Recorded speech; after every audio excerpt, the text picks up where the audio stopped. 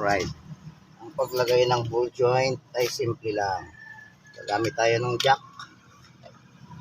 Natin to. Lagyan natin ng jack sa ilalim.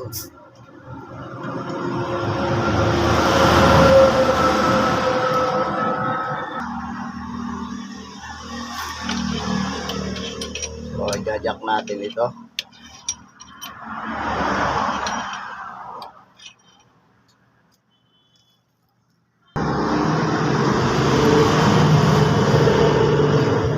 Tapos jackan, haluin natin to para bumaon yung ball joint.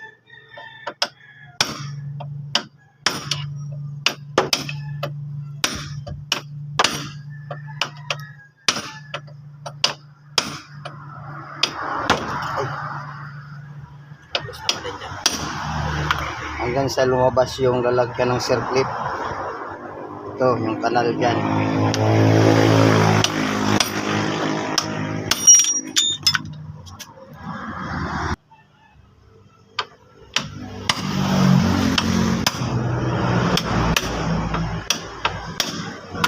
So, ito na, yung kanal na. Lagay na natin tong circlip dyan. Itong pinakalak niya. So, nakasagad na ito.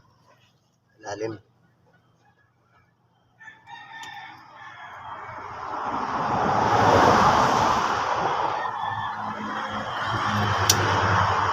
Alright. So, okay na yan. Kabit na natin yung brake.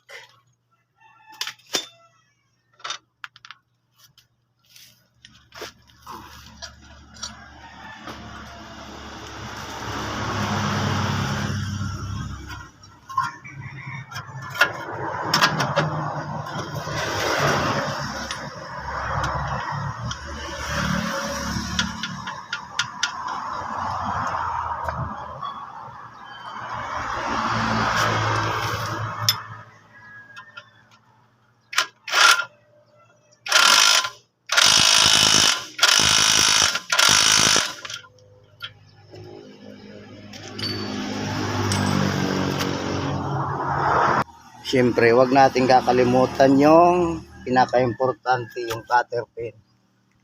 Para di lumuwag yung nut.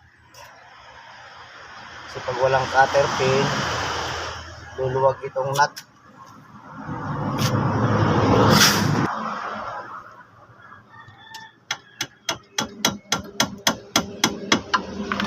Siyempre, babaluktutin natin para di matanggal.